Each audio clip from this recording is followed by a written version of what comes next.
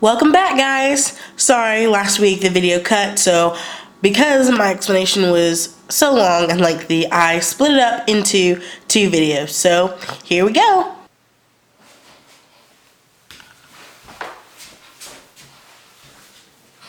Sorry, camera turned off. Freshman year of college, I came in and I was doing fine, and I was a CGL on campus and all this different stuff, getting to be in leadership and learning more about the Lord, and I fell sick. And I just thought, okay, it's like a normal sickness. Got over it, moved on, and then went running one morning and started coughing up blood. And so I went to the doctor and he told me I had cardiomegaly and I had anemia. And it took them several times to figure out that those were like those were like the things. But the first time he told me, he goes, I have cardiomegaly or Magdala, long words, can't say them. And basically it means that either your heart isn't conducive for your body, or you have an enlarged heart. And for me it meant both. And so that meant changing up some eating habits. I couldn't exercise as much as I had once before.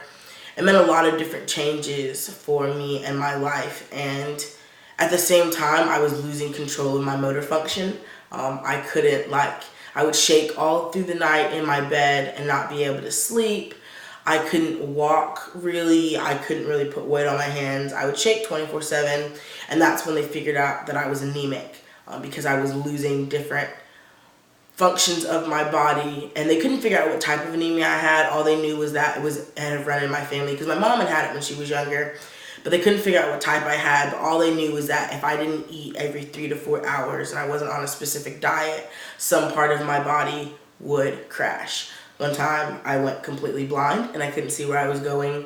One time my feet went numb and I couldn't stand. Another time I lost control of my motor functions in my hands, a whole bunch of different stuff. And then from all the medications and everything I was on, going to the doctor, getting pricked, I ended up, I don't know how, I was dehydrated, I was overstressed from school, and then they said there's a possibility you have appendicitis. They said if it gets worse, go to the hospital. So the semester had already been really long, and it wasn't like a bad semester. I was enjoying school, but in this time, I started writing music. Different songs would come to me at different times, and I just write them out. And so when I ended up having to go to the hospital inevitably for appendicitis, they said, yes, you have appendicitis, but your appendix isn't to the point of rupturing or bursting. And so what they had figured out is that the iron pills I was on for my anemia had caused sometimes more iron than necessary in the body can cause constipation. And so it had caused my bowels to become distended. So instead of being like the little squiggled pack you see in like your anatomy class, they were like expanding in my stomach and pushing all my organs up. And from that, they were literally like poking my appendix and kind of like playing that game you play with your little sister, like, I'm not touching you, I'm not touching you. And they were basically doing that to my appendix and causing them to become irritated and erupt. And so what they wanted to do is they took me off the painkillers they had me on, and they had given me saline to get me back to hydration. And they said, if your appendix is going to erupt, we want it to be at peak for removal. We don't just want to cut you open just to cut you open. And so they took me off the painkillers and kind of let my body do the work to really see if my appendix was going to rupture into full-on appendicitis, or it was just going to stay at this mild form of it.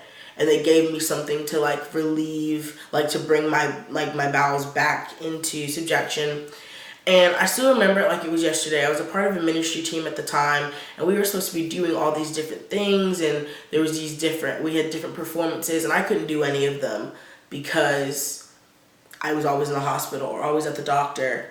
And they all came to see me in the hospital, and my pastor, I was listening to my church online. I'm so sorry, my head itches. I was listening to my pastor online, and I remember them praying for me, and I remember him saying that she's gonna walk out of that we declared that she's gonna walk out of that hospital today, and that she's gonna be healed.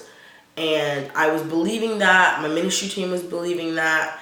And not even 5 to 10 minutes after he said that, in Savannah, Georgia, while I'm up here in Lynchburg, Virginia, about 5 minutes, 10 minutes after, my nurse came in and said they were going to discharge me.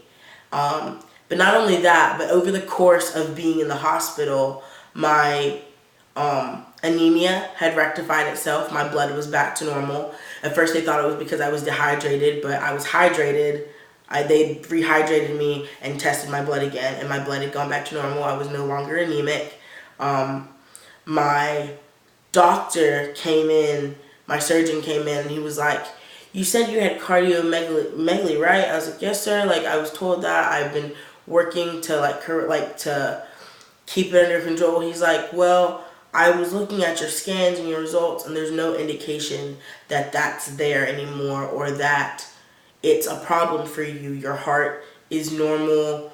It's beating normally. So I'm gonna I said I'm gonna officially undiagnose you for that. You no longer have cardiomegaly." And I was like, okay. And so when I walked out of the hospital with my appendix, by the way, I did not need surgery. I was no longer anemic, and my cardiomegaly had somehow rectified itself.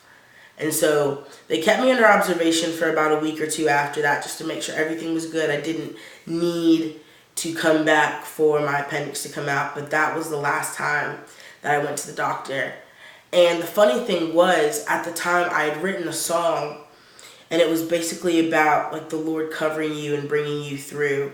And I just thought it was a really nice song at the time to write. But after having that experience, I was packing up the end of that school year, and I just happened to find my music, this songwriting book that I'd had. The one of my roommates had gotten me. She'd gone somewhere and it had a guitar on the front, and she thought of me, and so she got it for me. And that's really just when I started to write. And I went back through and I read that song. And the words of that song described everything that I'd gone through that semester, with going to the hospital, with being like having doctors poke and prod at me, with everything that had been going on with me. And I was like, wow, God, like, to see you work that out, to have me write a song about the victory I was going to have, not knowing all this was going to happen, and to come out on the other end, like, I was so thankful. And I was like, if you want to talk about God in the works, like, that was like, God was in the details of every single moment of that. And from the people he put around me, to the hall he put me on, to the roommate that he gave the notion to buy the book, to giving it to me actually like opening my heart and mind to the Lord through being here at Liberty to let those words be written, to the ministry team that supported me and without them would have never known all those health issues was there, and I would have definitely been in a different place. God was in the works in every single moment of that journey. And so just to end this video, I want to leave you guys with this word or notion, in that no matter what you do in life, whether it be full-time ministry, whether it be backpacking through Europe, or traveling the States, or traveling the world, or joining the Army, joining any branch of the military, nursing, any profession whatsoever,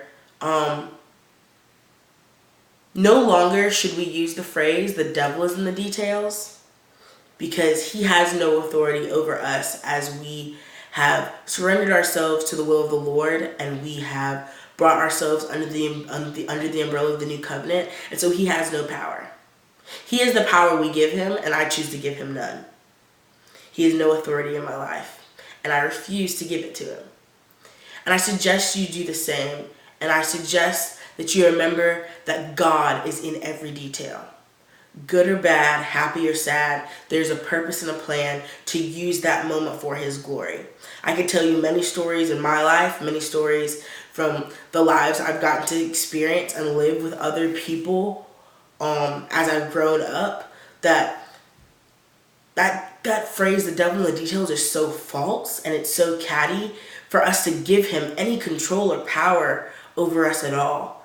And so to remember that God is in the details and that God has worked out every detail for his glory and for his plan. And even when it looks grim, even when it looks bad and terrible, and you don't know if you're going to make it out, you don't even know if you're going to survive the day, the next morning, the sun does come up. And whether it comes up with you in heaven or it comes up with you here on earth, free and clear to tell your story and to share your life with others and to just love people well, God is in that detail. And he is there to encourage you and bring you through, but to grow you through that. Never miss an opportunity to let the Lord teach you something new. Never act like something is too hard for you to get a lesson out of, or people are too rude for you to understand, because there is a lesson and a beauty in taking the time to encourage, stand by, and be there for others. And if there's anything that I've learned, not even just in my life, but in these last few weeks of this channel and living out my life here in front of you on camera and in front of the people around me, is that I'm convinced more than ever I am nothing without God, and that through him and in him I live and move and have my being, and I wouldn't have it any other way. I wouldn't want it any other way.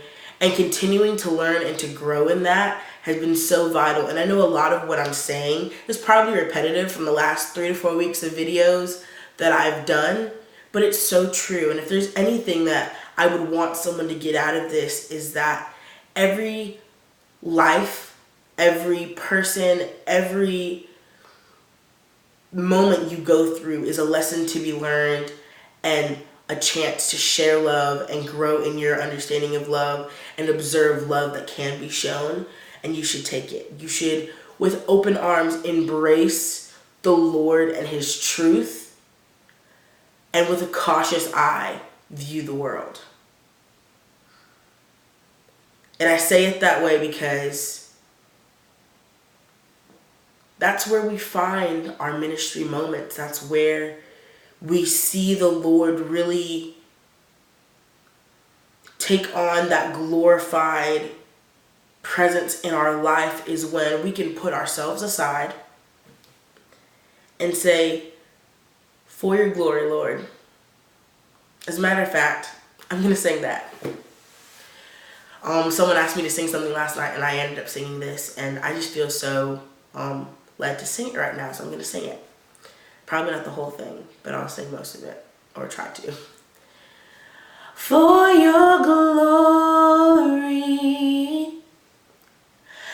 I will do anything just to see you, to behold you as my King. For your glory, I will do anything just to see you, to behold you as my King. I want to be where you are. I want to be where you are. I want to be where you are. I want to be there. I really want to be there. Say I want to be where you are. Peace is where you are. Joy is where you are. And hope is who you are. For your glory, I will do anything just to see you, to be behold you as my King. I want to be where you are. So Lord, I thank you for all you are and for all you've done and for all you're going to be to me and to those watching, to the world around me. And not because of me, but because of you and your truth and your glory that you've so graciously allowed me to take part of. I thank you for the opportunity you've given me to dwell in your house forevermore, to be a child of the King. And I just pray that for everyone watching, for everyone who would ever see this, that you would just be at the forefront of their brain in every moment, in every situation. That they would count it all joy, and they would remember the joy of their salvation. Quicken our mortal bodies that we could do the work that you've set out for us to do. And that we would never depart from you and your truth. In Jesus' name I pray. Amen. See you next week, guys.